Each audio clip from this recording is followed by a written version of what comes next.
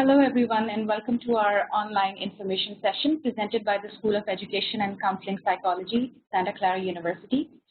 Can everyone hear me? Could you please type yes in the chat box if you can hear me?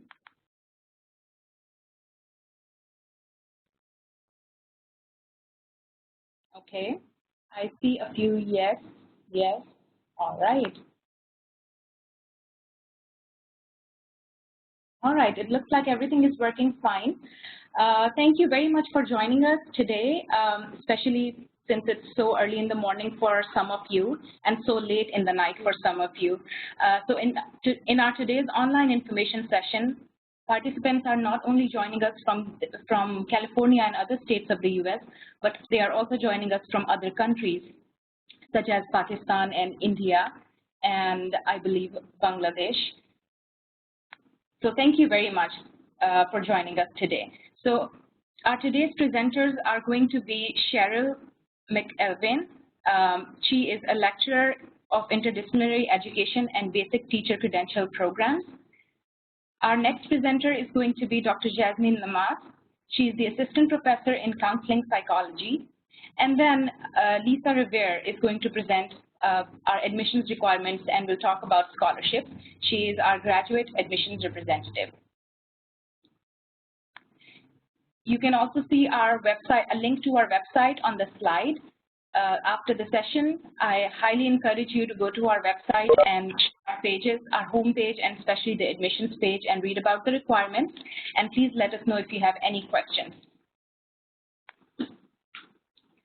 So our today's agenda, I'll go over briefly go over the agenda very quickly. So after my session, after the welcome session, you are going to hear about the education programs from Dr. Cheryl McElveen, and then we'll take questions from you for about 10 minutes, and then we'll take a 5-minute break. After that, Dr. Jasmine Lamas is going to talk about counseling psychology programs. And again, there's going to be a 10-minute Q&A session and then a 5-minute break. After the break, Lisa Rivera is going to talk about admissions requirements and financial aid overview, and then we'll take your questions. Lisa's session is also going to involve a virtual tour of the campus. Before we begin our session, let me go over a few rules and norms of the session, of this online session. During the session, please keep your microphone on mute at all times, unless you are asked by the presenter to unmute yourself and ask a question. If you want to use your microphone to ask a question, please type RH, which means raise his hand, in the chat box. And then your presenter is going to prompt you to ask your question, then unmute yourself and ask your question. If you do not want to use a microphone to ask your question, if you would rather prefer to use the chat feature of WebEx to ask your question, you do not need to write RH in the chat box. You can just type in your question at any time during the session. Are there any questions about the rules and norms before we begin the session? You may use the chat box for the questions.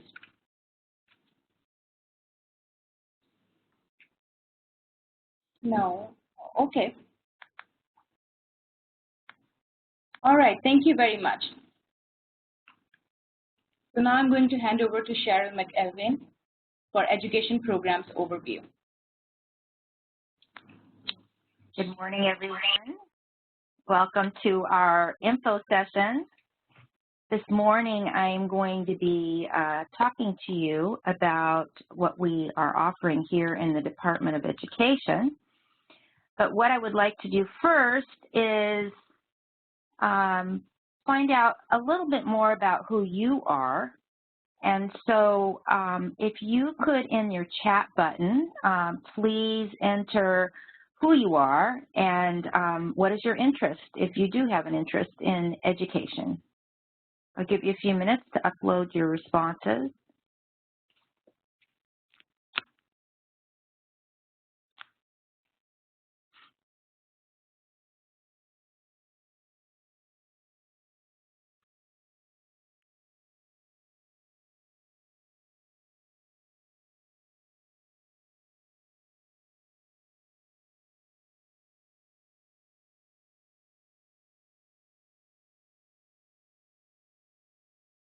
Everyone can hear me, and waiting for people to upload their responses, a little bit about who you are and what is your interest in education.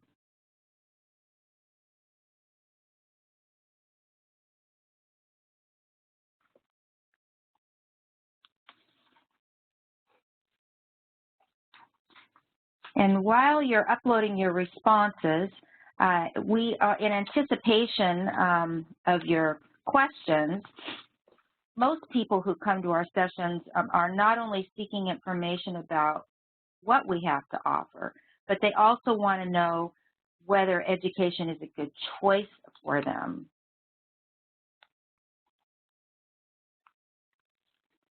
There are many reasons to consider a career in education, but perhaps the most compelling is knowing that it has a greater impact on our future than any other profession.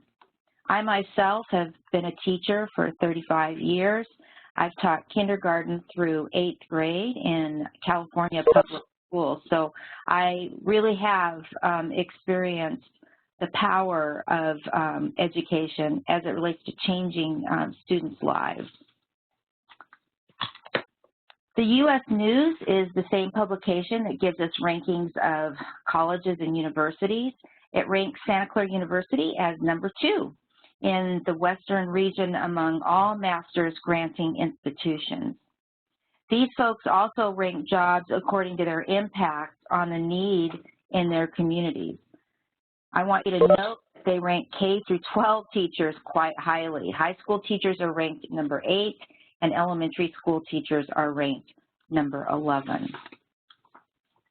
So not only do they rank jobs, they also look for the underlying reasons why people think so highly of these fields. For high school and elementary school teachers, they found the following 3 reasons that those career choices are so highly regarded. A desire to promote positive values, a desire to enable change, and a desire for a solid future. So now that we know the education profession is highly regarded, we must look at whether this is a good time to be entering the teaching profession. The job prospects for educators are surprisingly good for the current decade. Although the number of school-age children is not increasing greatly, there is a need to replace the current cadre of teachers who are retiring. There are 2 types of rewards. Perhaps the strongest is the satisfaction of doing something worthwhile. The other reward is how we pay our rent, the salary. Both are key to your choice of education as a career. So in the United States, the average salary for an elementary school teacher is $63,907 annually. For a high school teacher, it is $66,000. For a school principal, it's almost double that, $114,000, and of course, a school superintendent is $173,000 a year. So what makes the education programs at Santa Clara University so special? That's basically why I came to work here at Santa Clara University rather than going to another training school in the Bay Area. We are Jesuits. We are a Jesuit university in the Silicon Valley. We offer values-based programs that stress and emphasize educating the whole child. We've also been in the education business for quite some time.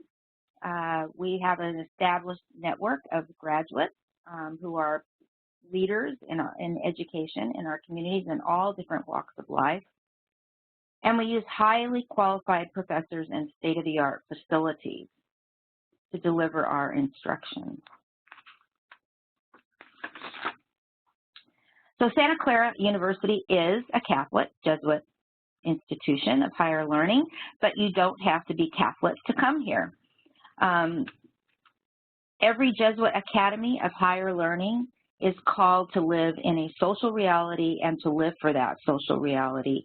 to shed university intelligence upon it, and to use university influence to transform it.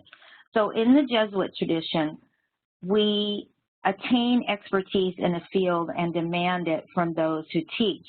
So the professors that teach here are not only teaching their subject area, but they're also doing research in the field, and their writing scholarship is quite rigorous from year to year. So as our core values, Jesuit values that inform our work in education, are constantly reminding us of the ethical and social values, as well as the expectation for academic excellence that we're always trying to achieve. You can see that our mission here in the department and actually at the university is educating compassionate, competent, and ethical professionals committed to meaningful and supportive engagement with people, schools, and communities. So here you can see that we strive to have programs for those just starting in the education professions, and also for those who are seasoned professionals. There really are 4 general tracks in our program. Here you can see kind of an overview of these different areas. We have the MATSE, Master of Teaching and Teacher Credentialing Program, which is our program to facilitate the certification of those students that would like to become teachers. Then we also have the Catholic School Teacher Education Program, the Educational Administration Program, or Ed Leadership Program, which also includes an administrative credential. And then finally, we have a master's degree in interdisciplinary education that are for people that are not necessarily wanting to be teachers, or teachers that want to further their education. And this is our dean, Dr. Nicholas Ladani. Our dean is an important part of the leadership team at Santa Clara University. He's experienced in both counseling psychology and the education sides of our school. So we get to know our students very well, and our students get to know us thanks to our small class size. The SAGE is a student-run organization that offers great opportunities for leadership and a variety of supports to make graduate student life at Santa Clara more enjoyable. SAGE puts on pizza nights, a winter dinner, conference support, etc.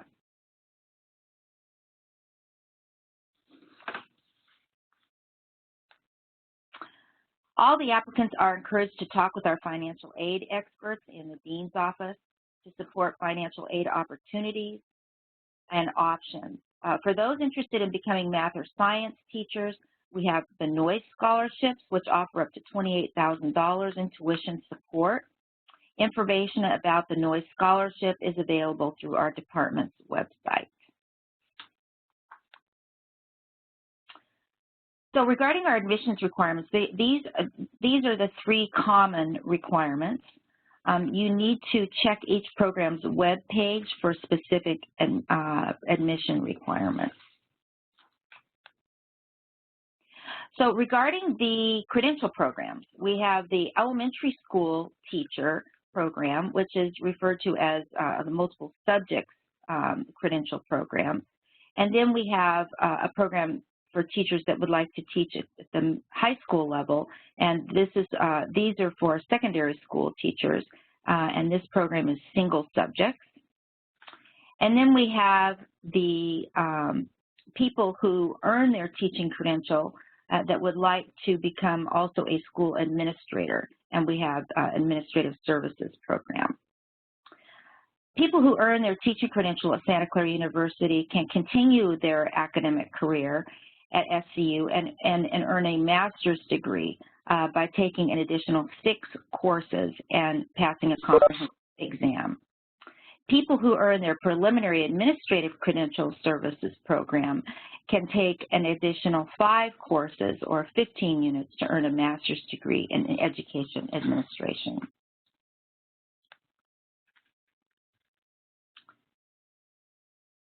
So here is also an explanation that talks a little bit about how Catholic school teachers who are already working in schools can attain a clear credential here at Santa Clara University.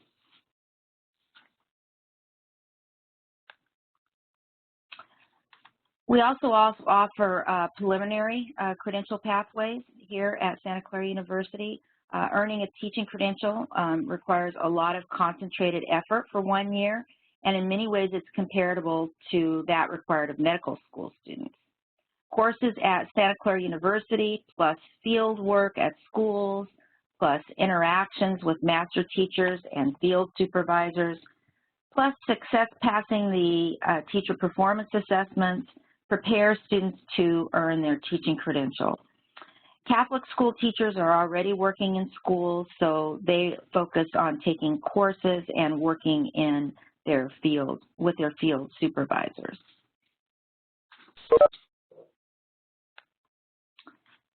The Master of Arts in Interdisciplinary Education, otherwise known as MAIDE, is ideal for people wanting to expand their knowledge in education, people who are participating in school programs or foundations or startup companies or community organizations.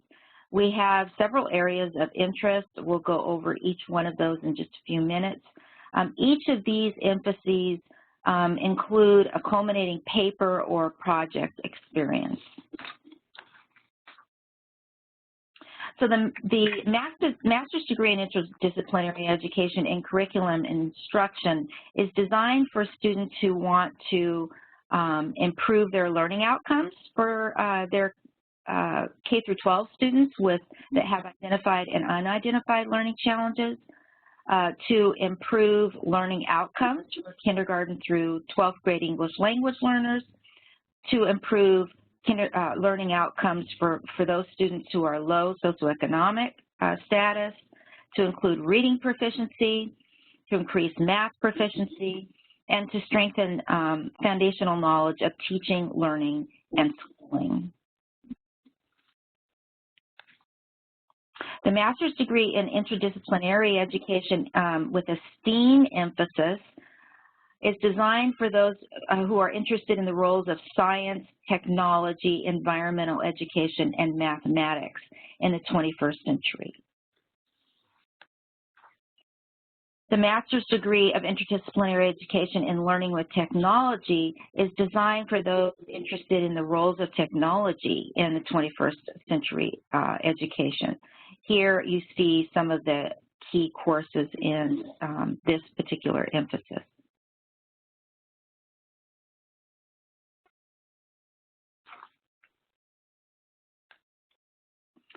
The master's degree of interdisciplinary education in international education is the emphasis that I direct. And this is really, I call this education outside the box. So this is designed for those people who are interested in working with nonprofits or governmental agencies and designing educational programs for that particular organization.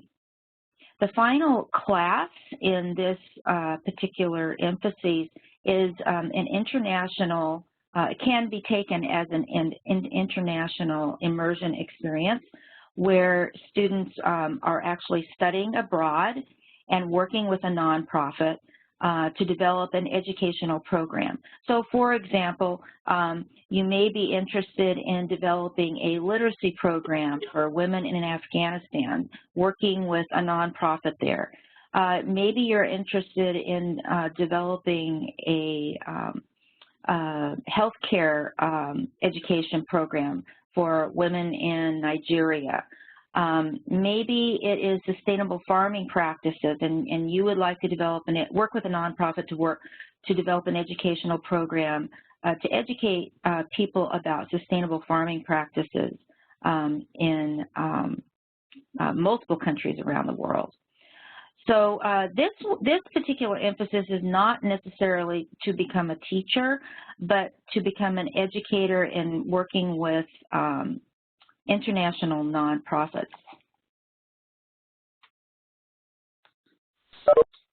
So the Master of Arts in Educational Administration is 9 additional units, 3 courses, and a culminating project after completing the 36-unit Administrative Services credential. And this is for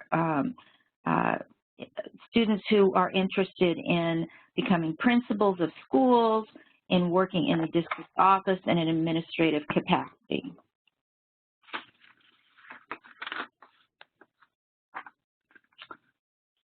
So the Catholic School Education Certificate Program, we have actually we have the Catholic School Leadership Program, and then we also have the Alternative and Correctional Education Certificate, which is a group of 4 courses in education and counseling psychology that help prepare students to work with youth in prisons, correctional centers, and similar institutions.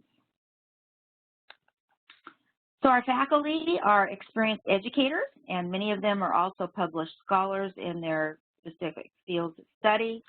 At Santa Clara University, all faculty are expected to be, as I said earlier, teaching scholars who bring their research experience into the classroom. So in addition to the resources available in Loyola 138, where the Electronic Portfolio Lab is located, all education students receive 500 megabytes of personal server space that is available even after graduation.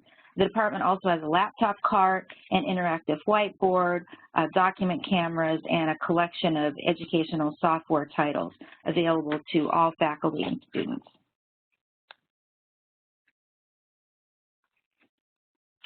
So Santa Clara University was actually founded, as I said earlier, has quite a history, in 1851, 160 years ago.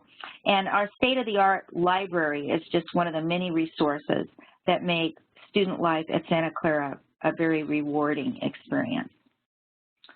The Center for Professional Development offers a variety of short courses that complement and enrich participants' education.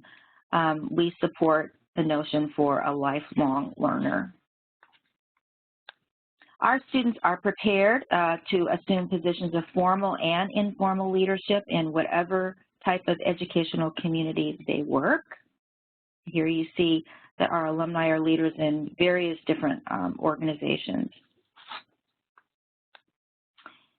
And we emphasize that all applicants should direct their questions to the Dean's office, who will be also answering your admission questions later on in this webinar. Program directors or the department chair should be contacted for questions about the suitability of an academic program, not for financial aid or admissions information. So I think now we're ready to take some questions or comments.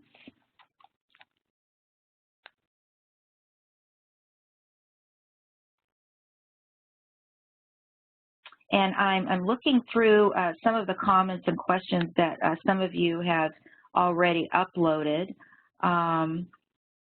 It looks like several of you actually are coming from various different places around the world. Evie Elwood is just graduated from UC Santa Cruz. Thank you for logging in. And also Michaela Schott is a preschool teacher, Michaela, preschool teacher currently attending San Jose State. I'm also a San Jose State alumni, so yay. Okay, great. And Christine Robin, seeking a master's degree in educational leadership. Joanne Chin, also a graduate from San Jose State, welcome. Very good. And so, yes, from Evie, your question, will the slide deck be made available after the presentation? Yes, I believe so. And it looks like Rachel said that you can find the slides if you log back into the website. So do we have any other questions or comments regarding any of the education programs that we talked about just for the last couple of minutes here?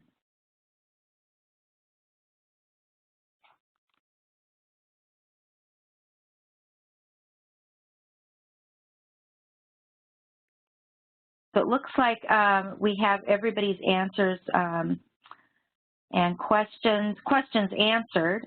If you are looking through the slides and you have any more questions, certainly feel free to contact me. Again, my name is Dr. Cheryl McElvain, and I am a lecturer in the Department of Education at Santa Clara University, and my email address is cmcilvain@scu.edu. Thank you so much, and I'm going to hand off the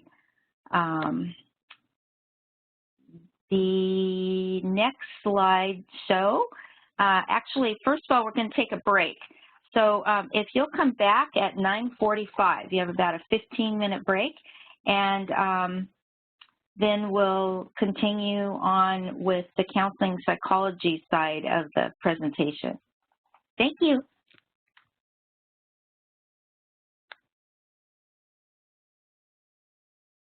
Yamas, and I'm going to be talking to you about the Department of Counseling and Psychology. So I will just go ahead and move through. So our mission here at Santa Clara University is really to prepare practitioners who are able to accomplish the 3 C's: competence, social consciousness, and human compassion. So we're really here to not just help people, but transform lives and improve overall health and wellness. And our focus is on those most in need. So if you come here, you are going to work with some amazing faculty. I'm not in that picture because that was before my time. But they're amazing faculty here, all with different areas of expertise. Our faculty are renowned authors. They're publishing not only research articles, but also books.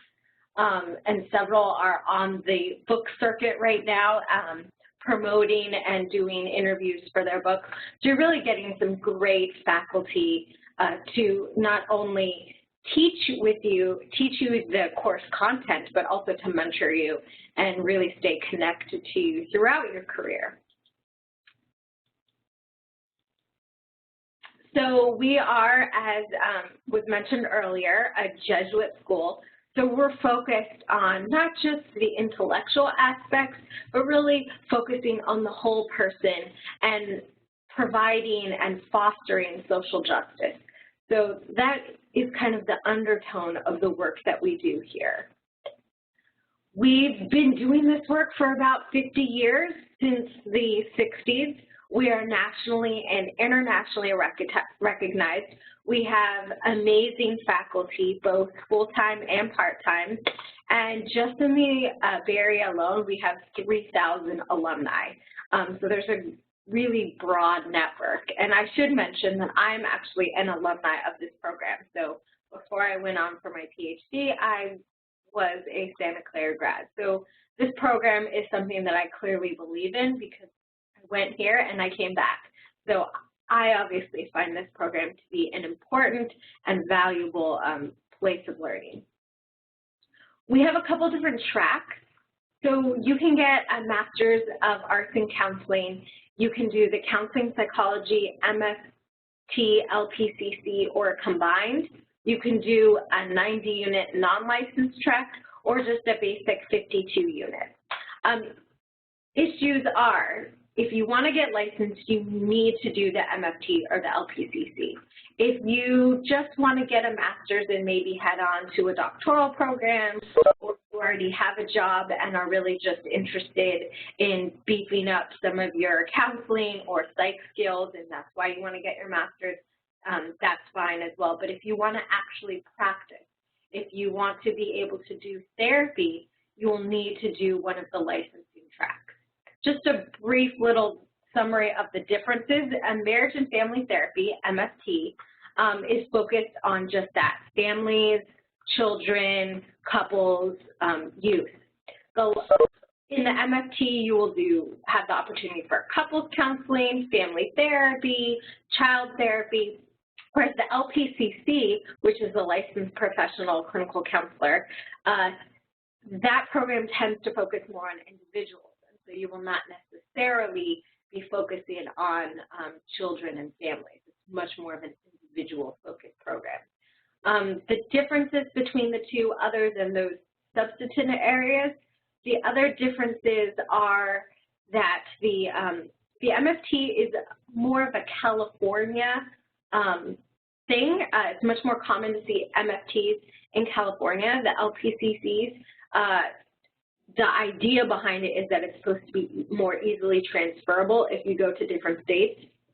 We've never had a problem with any of our MFTs getting licensed in other states, but the rationale behind the LPCC is that you'll be able to transfer your license more smoothly if you were to move. Again, I've never seen anyone have a problem with the MFT getting licensed, but that's kind of the thought process behind it. There's another small difference in that both require you to get hours, clinical hours, to get licensed after you graduate. The MFT allows you to acquire some of those hours prior to graduation, so you will do a year-long practicum and you can start acquiring the 3,000 hours you need for licensure ahead of time, whereas the LPCC, you can only start acquiring those hours right after you graduate. So all the hours that you've done prior to graduation don't count. And all of our 90-unit programs are approved by the state of California. So our programs are unique. We have a very comprehensive curriculum. I will tell you, I went through a doctoral program in counseling, clinical, and school psychology. My clinical training here far exceeded what I got in a PhD program. We really give you strong foundational courses that are going to help you build a successful not only therapy practice, but also a foundational knowledge that'll help you as you maybe decide to emphasize. We have emphasis programs that I'll talk a little bit more about in a second, so you can get even more training in specific areas. Because it is so foundational and is comprehensive, if you decide that you wanted to try for a doctoral program, a lot of the coursework that's covered here will extend into those PhD programs. So for me, I was able to waive out of a lot of classes in my PhD program because I had so many classes already taken care of here. And so that actually freed up a lot of space for me in my doctoral program to get a new master's and to have different focuses. We also have a lot of elective courses here. So we have this core curriculum that you need to take, and that will be the curriculum that helps you to get licensed. But beyond that, you will also have opportunities to take specialized courses. We have courses in things like hypnosis, different focuses, spirituality, and psychotherapy. Those are classes that aren't required, but they are opportunities for you to expand your knowledge. So these are the three emphases that we currently have. We have a correctional emphasis led by Bob Michaels, and so this is focused on forensic populations. So if you think you wanted to work in a juvenile justice system, if you wanted to work in probation, that would be a great emphasis for you. We also have health psychology, some longest standing emphasis, led by Dr. Dale Larson. And this is really focused on those who want to be in more of a health hospital setting. Dr. Dale Larson does a lot of grief and hospice work, but the health psychology emphasis really can prepare you for almost any avenue where you would be working alongside other health practitioners. And then we have our newest emphasis, which is the Latino psychology emphasis, one that I did, that really prepares you well for working with Latinos. And as you may or may not know, the Santa Clara County area has a high population of Latinos, so it really gets you geared to work with a specialized population. There are several courses that are focused on working with Latino families, Latino children, as well as a course entirely taught in Spanish to really beef up your language skills so that you feel capable and competent to work with this population when you graduate. So this is a really unique aspect of our program, having these empathy areas. You don't need to have an emphasis, it's completely optional, but a lot of our students end up deciding that they want to pick one, or they end up taking elective courses from several of them because they are so special and unique and really beef up your resume when you leave here. Teaching is a true focus here. You'll find all the faculty here came here because they want to teach, they love to teach, that's important to them. So we have very different faculty. Everybody kind of has their own area of expertise and really are leaders in the field. What is so special about Santa Clara is that you're not just having researchers who are teaching you, you are having clinicians. These are people who've been in the trenches, done the work that you probably very much want to do. They are practicing clinicians. Several have their own private practice. Many have had extensive years of doing therapy with clients, and they bring that knowledge, they bring those experiences into the classroom. So you get a real feel for real world issues that are going on. And again, they are also leaders in their various areas. So right up top, you have Jerry Shapiro, who does lots of work on men and masculinity as well as group therapy. At the bottom, you have Dr. Dale Larson, who I mentioned leads up the health psychology emphasis. And not only is he a leader within his field, but he's also connected the other leaders. So you're working with faculty who really know what they're talking about, and they are enmeshed in that world. So they're getting high quality learning experiences. And here are some of our faculty. You have very responsive faculty here. People are here to help you. They're committed to you. They want to help. And I think that may be different than some of your undergraduate experiences where you had these big classes and you never really got to know your professors. I know all my students' names. I know their first names, I know their last names, and I usually know a little something about them. And that's because we want to get to know you. We want to be here to help you. The journey to becoming a therapist isn't something that happens overnight. It's a lifelong process, and you will have these faculty not only at your disposal during the time you're here as a student, but even when you graduate, and many stay connected to faculty. I did after I graduated and ended up back here. So clearly I'm a living product of exactly how committed the faculty are to their students. Tons of support for our students. As I mentioned, small class sizes, very flexible class schedule. So you have the opportunity to take this class almost completely at night. So it's geared, we have morning classes and day classes, but we also have evening classes. And that's really helpful for those of you who feel or need to work during the day. So I worked full-time throughout the program, and I was able to take all my classes in the evening and still graduate in the 3 years, which it takes, if you're going to do a licensing track, it takes about 3 years to complete. So that flexibility can be very helpful for those of you who have families, who have jobs. It really allows for the program to fit your needs rather than you trying to fit into the program. So as I mentioned, we have evening courses, online registration. We have a rolling admission, so every quarter we are admitting students. I will say, to keep yourself on track, it's sometimes easier to start in the fall, and we usually admit the most students in the fall, but we do have smaller admissions in the winter and the spring. So you are welcome to apply any quarter. Again, there are some advantages to starting in the fall, and I can talk to you more if you guys have questions about that. You can do the RH, and I will call on you so we can talk more about that if that's something you want to hear more about.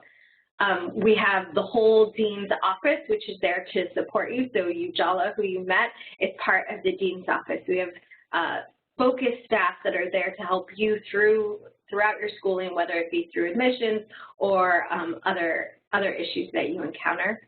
We have full-time faculty advisors, so I am one of them. So you have, and everyone is assigned an advisor at the point of admission. So when you start enrolling in classes, you can meet with your advisor if you have questions. If you're not sure if you want to do an SCU, you can talk to your advisor and work through that. If you're not sure which area you would like to focus in, that's where your advisor comes in. So we really help facilitate that connection between faculty and student right off the bat. And you are welcome to meet with your advisor and the other faculty too. I've met with several students who aren't my advisees, but have interest in the work that I'm doing or just want to have some questions about next steps and what they should do. So we really have a very open and supportive faculty. We also have alumni who often come back, do speaking engagements, help facilitate groups, and that connection is very powerful because at some point you will graduate and want a job, and it's really good to have lots of alumni around who are supportive of our students that you can connect with. And of course, personal attention, as I've mentioned. So here are some of the speakers that we've had and come to our university. So every year we have some distinguished speaker come to talk to students. So you're getting to meet and hear from big names in the field. So if you are familiar, Salikov is a predominant Latino researcher, and she's written several books and articles on the subject of psychotherapy with Latinos. Bandura, you've probably heard his name if you've ever taken a psychology class. Alan and Mary Ivory have some foundational text on psychotherapy. So you're getting exposure not just to great faculty, but outside leaders of the field. Again, I mentioned that we have very prominent alumni. Our alumni are working in all of those settings that I have listed there. So we have hospitals, schools, clinics, domestic violence shelters, drug and alcohol programs.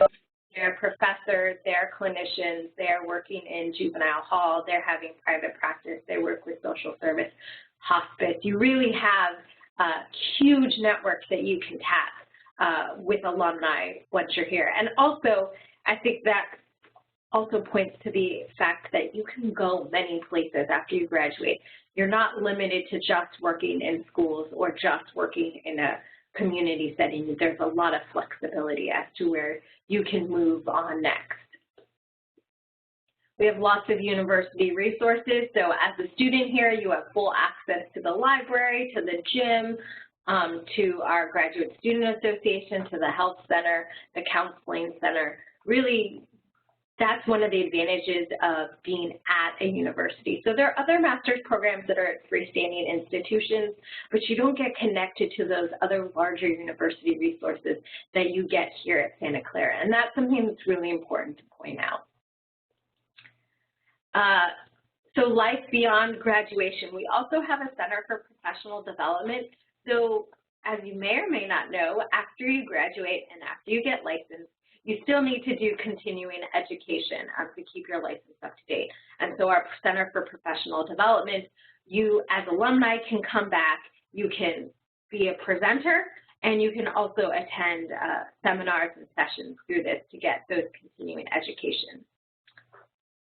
And this is a video that I don't think I will be able to play, so maybe someone else will show you, but that's the archive. Let's move on to questions. So if you guys will respond to all and let me know what questions you have. You can write RH if you have a question, and I can call on you. You can type in your question. Right now I see nothing. Someone type something. Let me know that you're there.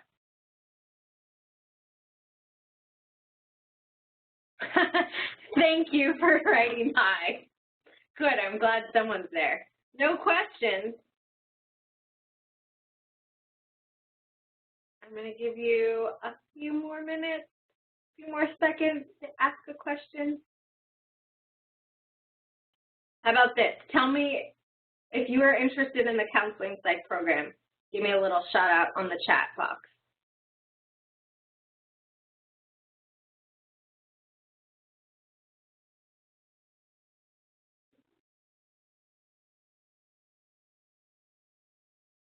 Do you want to know a bit about joining in the fall?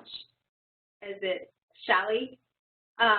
Sure. So I'm going to talk a little bit about kind of the differences between starting in the fall versus starting later in the year. So we have a sequence structure of how our courses go. So if you were to start in the middle, you would potentially be off and need to stay a little bit longer because some of the courses that you would need wouldn't be offered until later in the year or the next year. So let's say you started in winter, it might take you 3.5 years versus 3 years because you wouldn't be quite ready for practicum, and practicum is at the end of your coursework, you actually go out into the field and start practicing and doing therapy while supervised, and so you need to have certain courses completed prior to that, and practicum doesn't start in the middle of the year, it starts at the beginning of the year. So if you're not quite ready, let's say in the fall when you need to finish, if you're not quite ready yet, then you'll have to kind of wait, take the classes, and then wait a full year to start up again.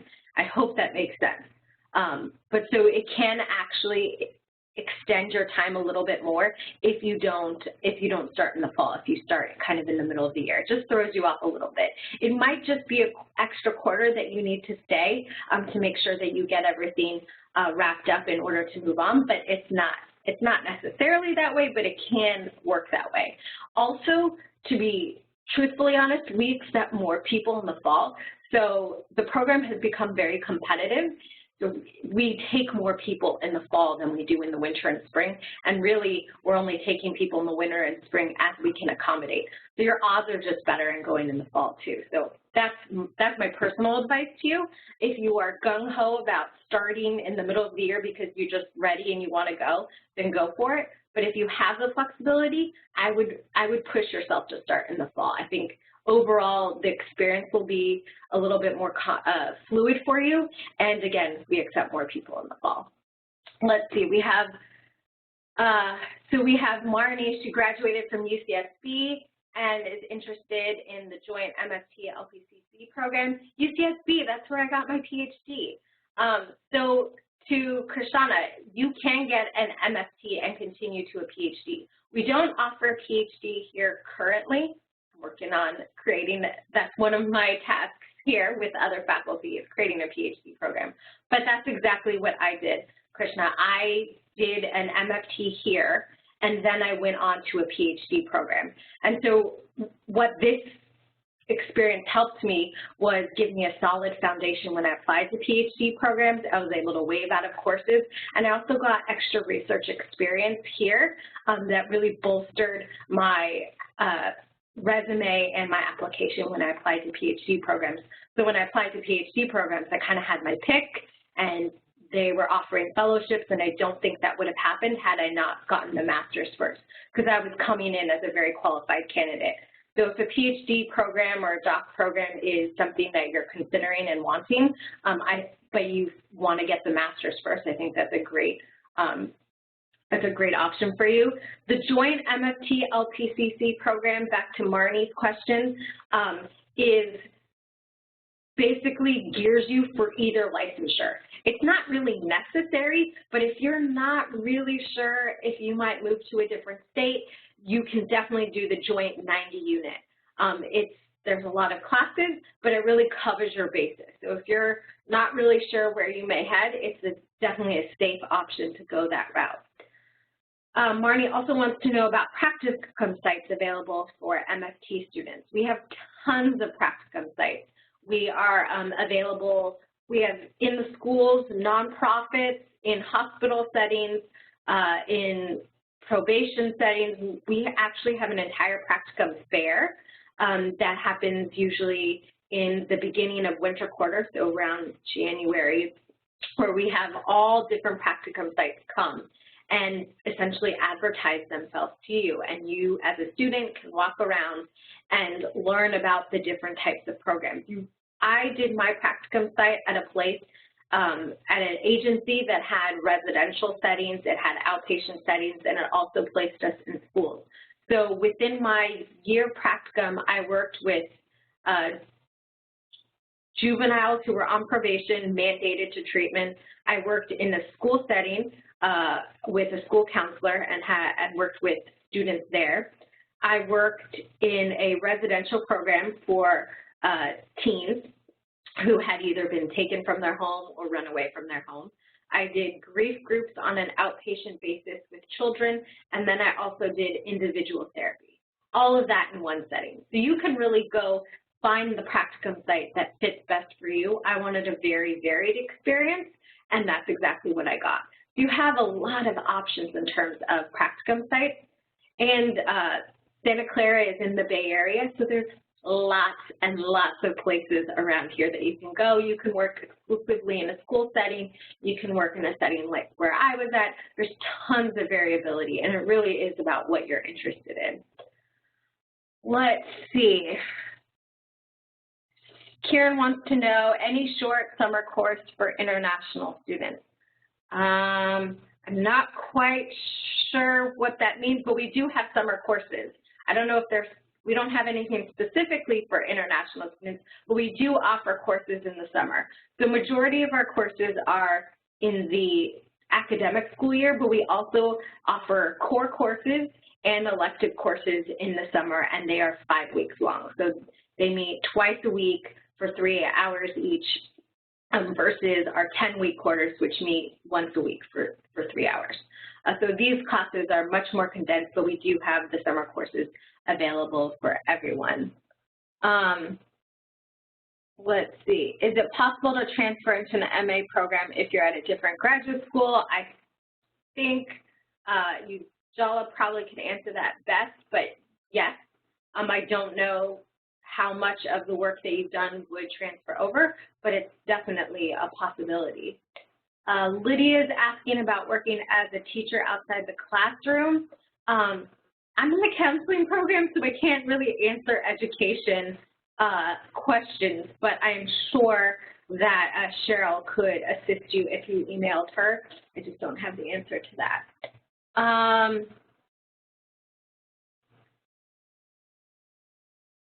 Looks like Krishna got some of her questions answered. I think we're good to go. Okay, sounds good. If anyone has questions, I'm just going to put my email in the chat box. Feel free to email me, and I think we are all good. Okay, best of luck, and I will send it back over to you, Jala.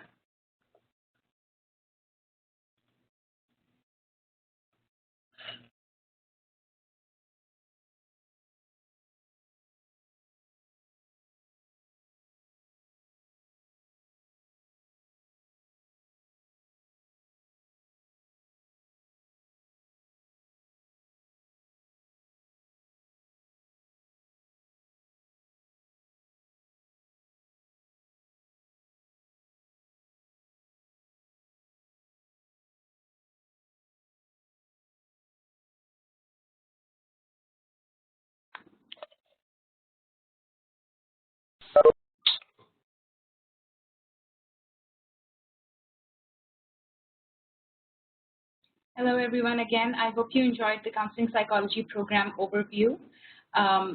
We are now going to take a break, and we will begin our admissions and scholarship session in 5 minutes. I'll see you in 5 minutes. Thank you.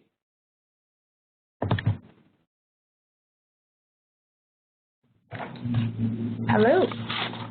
All right, good morning and welcome. Thank you for joining our online information session today for Santa Clara University School of Education and Counseling Psychology. We'd like to thank you for your interest in our school and for joining us today. We hope you've enjoyed our sessions so far and found them informative and helpful.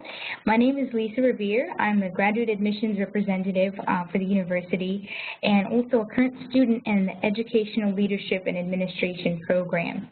And so today I'll be doing a brief overview about the admissions and financial aid processes we have here at the school, as well as we'll be able to answer your questions at the end of today, as well as will be followed by a brief virtual tour, which I'll also show you screenshots of our website and how to navigate through our different forms online. And if you have any questions, again, feel free to use our chat box. So we'll get started here with an introduction. So I'll talk a little bit about the School of Education and Counseling Psychology as a whole. So this year marks our 100th year centennial of educating both educators as well as 50 years of educating counselors in the School of Education and Counseling Psychology. Santa Clara University is also the oldest institution in California. We were established in 1851.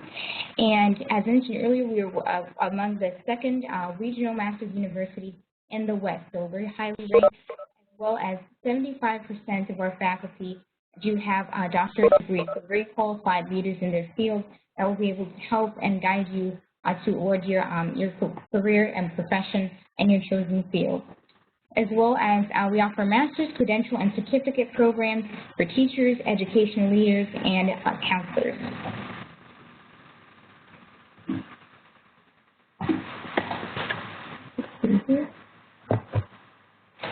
And so a little bit overall about the history of our Jesuit tradition at Santa Clara.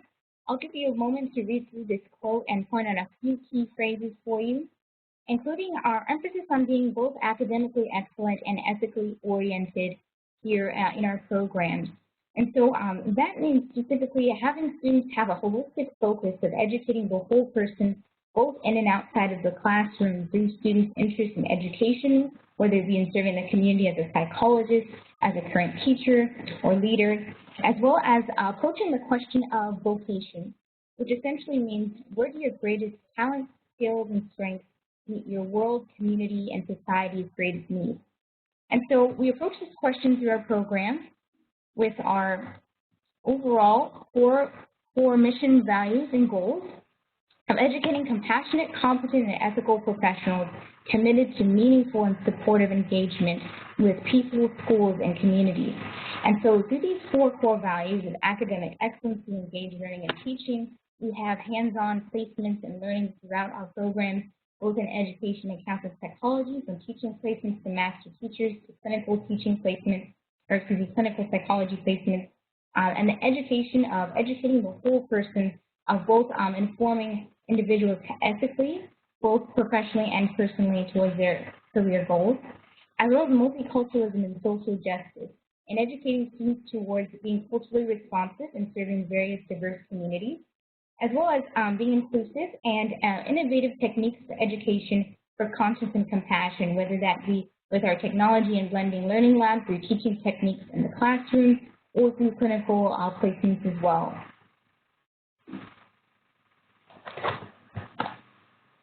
And so in transitioning to our admission requirements and how you can join our School of Education and Counseling Psychology community, so what we require is a bachelor's degree from an accredited institution, as well as experience, which can be voluntary, paid, or non-paid in a setting. So for education, that can mean volunteering as in the classroom, working as an assistant or our helper teacher, as well as in the psychology field, being able to volunteer maybe at a clinical center or individuals that you'd like to work with within the age range. For example, if you'd like to be an elementary school teacher working with elementary school age children, high school teacher with high school age children.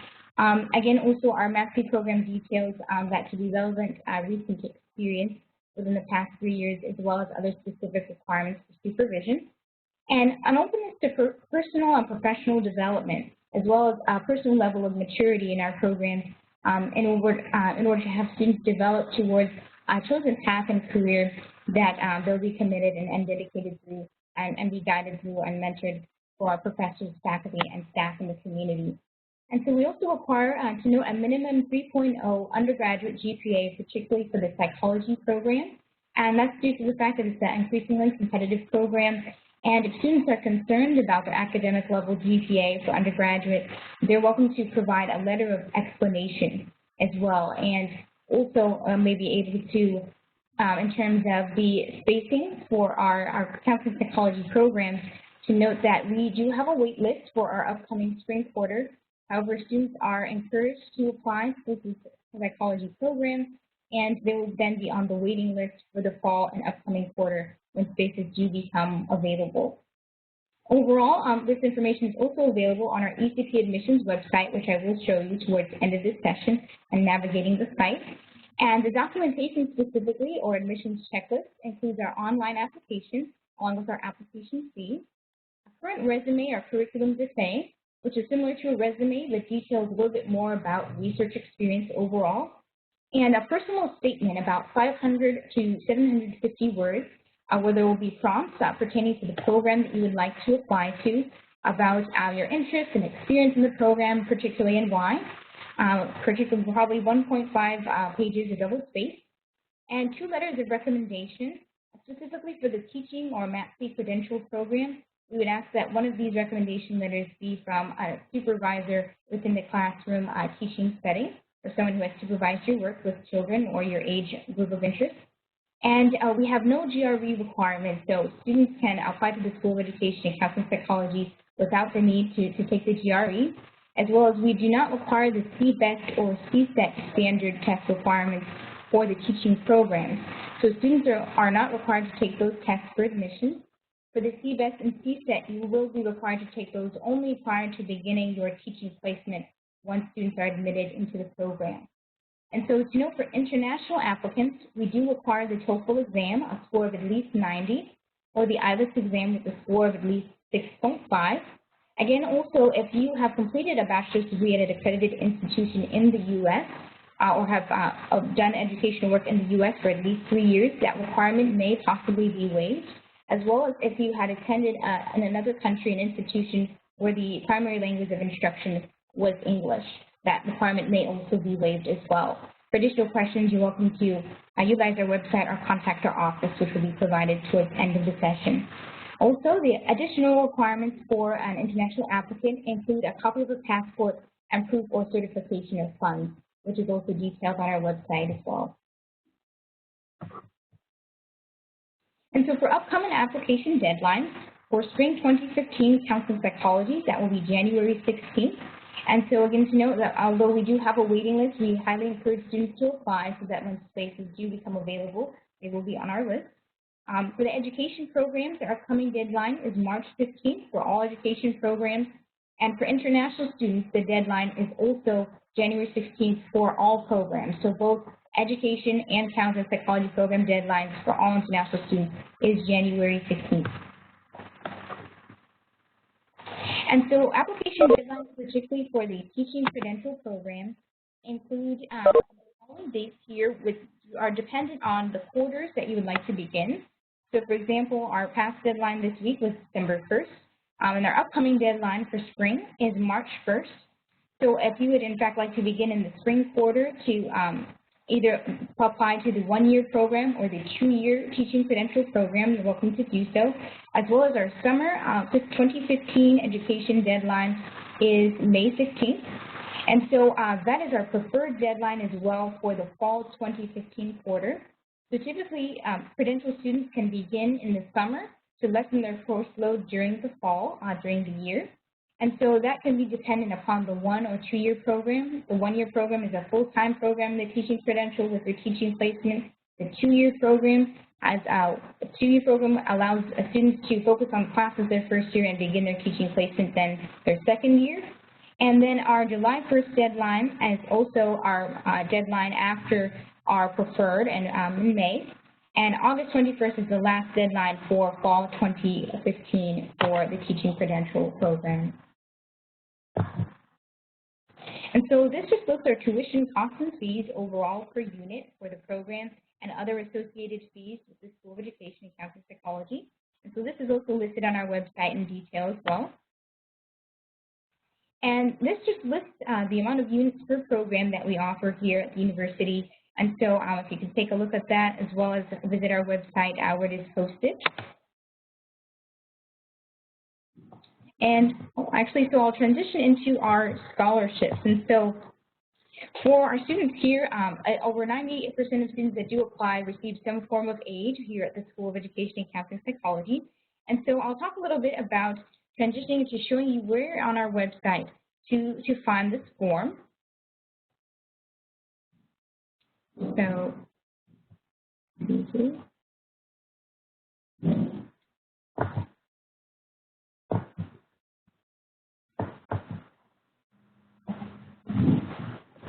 so when you are on our website, which is scu.edu/ECP,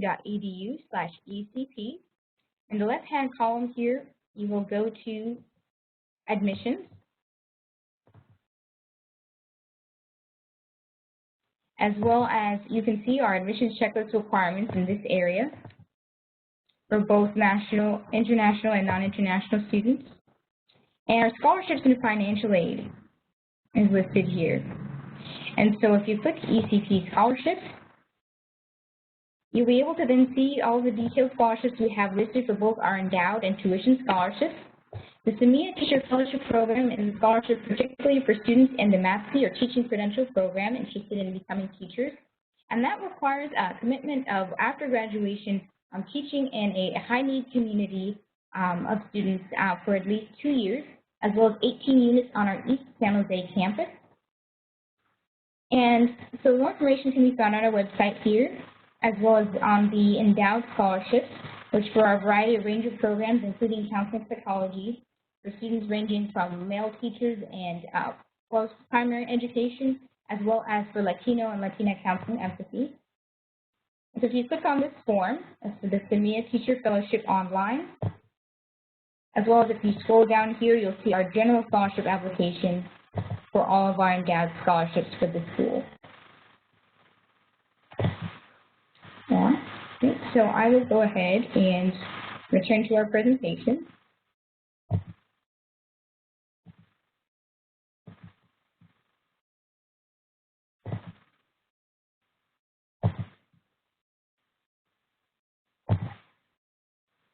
So to note that for our ECP scholarships, those can be applied online directly to the website I have just shown, as well as if you're interested in receiving federal financial aid, you can also fill out the FAFSA, Federal Application for Student Aid, which more information can be found at our website. And again, the percentages in terms of tuition for our scholarships, again, the detail can be found on our website, but here we list for students that are interested in transferring from SCU or other institutions, as well as are interested for our San Jose Diocese employees, have certain percentages in terms of tuition that can be applied towards the program. And so overall, our scholarship application deadlines for winter was this past week, as well as for spring, as the upcoming deadline is March 1st. So please feel free to apply. I highly encourage through our website, as well as if you're interested or qualified for federal aid, you're welcome to apply through the FAFSA. International students as well are welcome to apply for our school psychology program and education program scholarships. And so here it just lists for federal financial aid for qualified students. And so once you fill out the FAFSA, students can then receive up to these ranges within tuition funds towards the program. And so more information can be found at our website on this, and links towards our repayment programs, particularly for the teaching profession, as well as in the health fields for counseling psychology students. And so overall, if you have any specific financial aid questions about the university or programs, full-time status is actually 9 units, so 6 or more units for all of our programs, and part-time status is about 4.5 units for our programs. During the summer, part-time status is about 3 units, and 6 units for full-time status during the summer as well. And so those are factors that will be dependent upon aid that students will receive. International students are required to typically take at least 9 units within their programs that they're in within the School of Education and Campus Psychology. And again, any specific questions can be found through our main financial aid office. And so now I'll transition into our virtual campus tour overall, and we'll be able to again share our desktop and show you on our website. And this link will be shared as well for future access.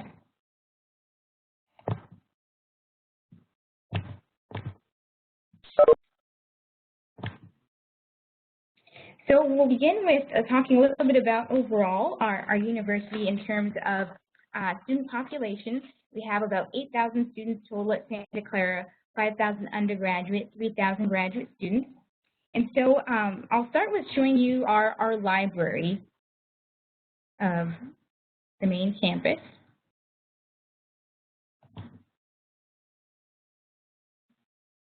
So this is our library on campus, as well as our Learning Commons and Technology Center.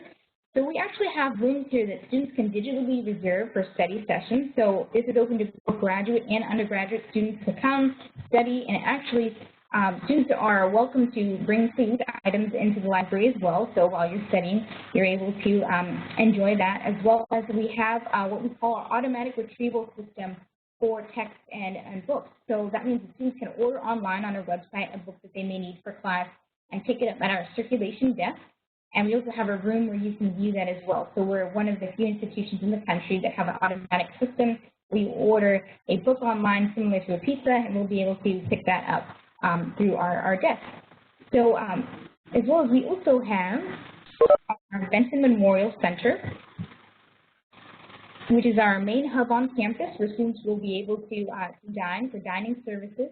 So dining services points are also available for graduate and undergraduate students, as well as graduate housing, which I'll talk a little bit about in a moment.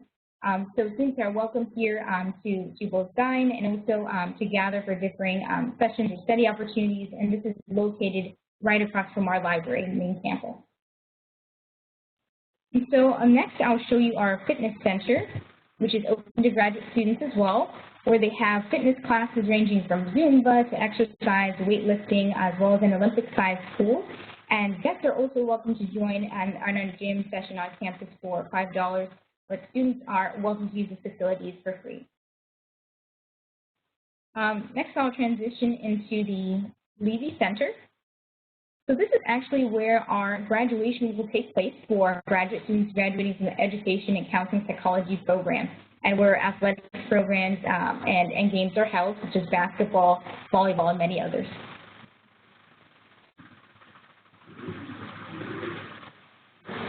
Also, I'll direct you to our admissions and enrollment building. This is actually where the financial aid office is located on campus. So in case you do have any questions regarding the FAFSA, federal aid, or international student aid, or your package, they will be able to assist you. And so next I will show you the Days to Say Museum, which is actually a museum on campus with many California historical artifacts. We actually recently added a iBook on campus about the history of California and California missions, so that's open to all students as well for free. And actually, the Mission Church is one of our landmarks on campus. It's a California historical mission. It was actually built about over 6 times due to the California Historic Mission fires. But again, a fun fact about our campus here is a welcoming interfaith community in which many students can be involved in. And SCU alumni are actually welcome to become married through marriage ceremonies here as well. So a running joke on our campus is students apply for the waiting list, and then by the time they graduate are able to then find a Bronco spouse. So I want to transition into the mission gardens quickly and be able to show you around the surrounding our mission on campus, where you may be able to walk through. And as well as transition back into our presentation.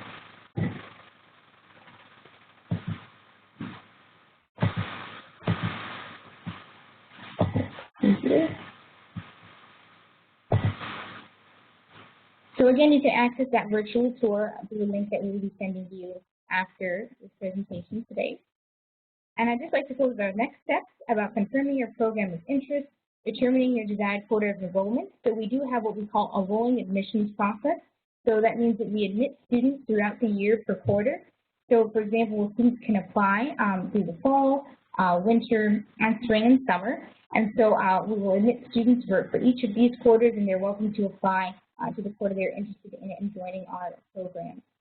And so the MAPC does have preferred deadlines, as mentioned, the upcoming May 15th deadline for our programs, as well as we'd like to begin during the fall, summer, or spring with the 1 or 2 year program options. And to also determine if you would like to apply more experience towards your graduate school professions required to applying. That can be both, again, paid or non-paid voluntary experience, particularly requiring at least 30 hours of experience working with children of population of interest for the teaching program. Again, you're welcome to begin your online application through the website that I've shown you earlier today, and to gather your additional documentation that you're also welcome to send in prior to submitting your online application, and then we will hold and compile those files once you do apply through our online access. So again, please feel free to fill out our survey evaluation after this session today via email, which we'll be sending to you as well. And I'd also just like to close with a statement about how we understand that the admissions process is both an exciting, but it can be overwhelming, but also exciting time for you towards your personal and professional journey. And we're here as a staff to guide and to help you throughout your goals towards joining our community and the program. Our contact information is here listed for our Director of Admissions and Financial Aid, Dala Krem, which you're welcome to contact, as well as my contact information is here in order to answer any inquiries you may have, both as a current student or through admissions and financial aid or scholarship processes overall. Thank you for joining us today, and please feel free to type in your questions, which I'll be able to answer along with assisting our team. And again, thank you for your interest, and best of luck to you.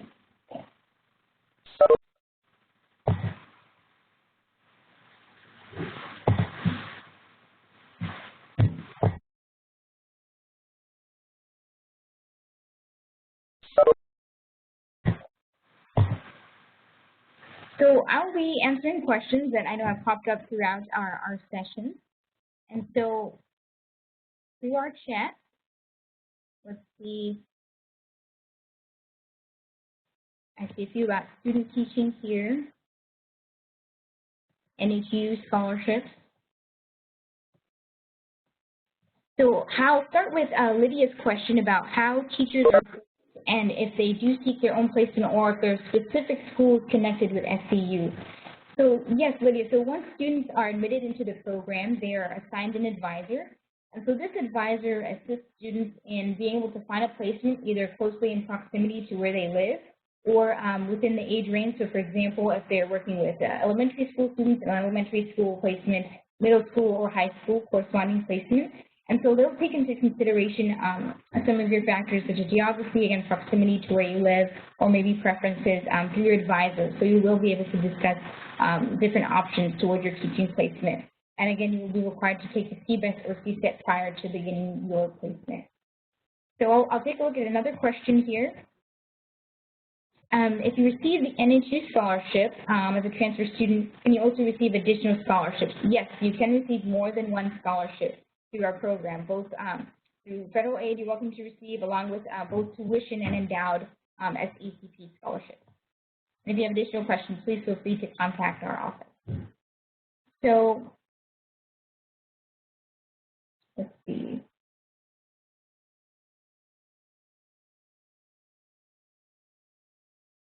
So yes, students, for John's question, students must pass the CSET in order to begin their teaching placements. And let's see, MAPC program placements are your, let's see here. So we have a question about master's teaching program courses online for student teaching.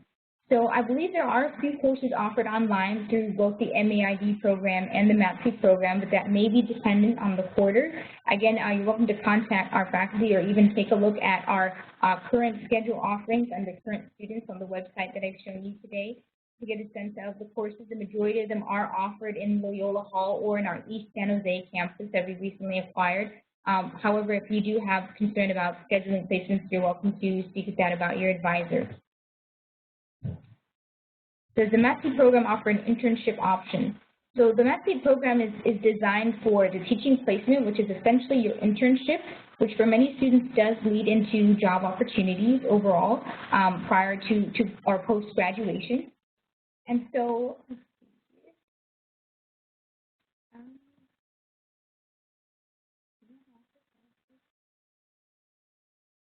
yes, our online classes are only for particularly our MAID program.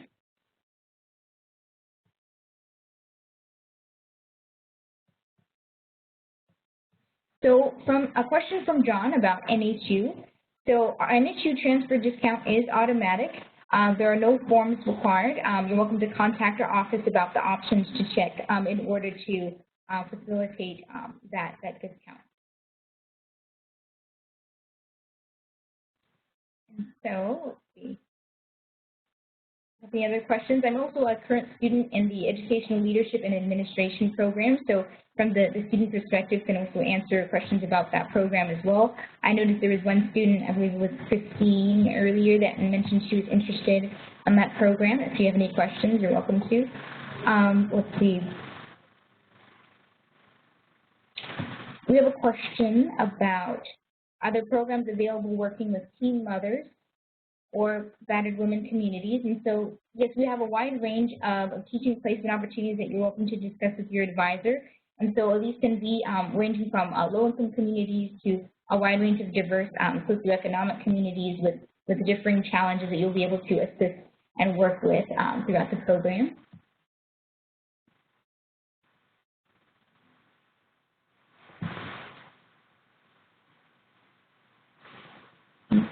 Do we have any other questions that I can answer for you? All right. So again, if you have any other additional questions, feel free to contact us either via email or via phone overall. Thank you for attending today and again for your interest. If you would like to, again, review these slides, they will be sent to you via email after this session has concluded for today. We hope you've enjoyed our virtual tour, which, again, you can also access through our email on the website that we will be sending you. And thank you again for attending. I will turn it over to our closing session.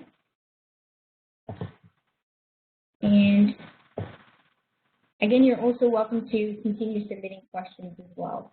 So best of luck to all of you towards your personal and professional journeys. Again, we're here as a team to guide you through. And wish you the best of luck. Thank you for joining us today from the various regions geographically. We appreciate your interest in the School of Education and Counseling Psychology. Have a wonderful rest of your day.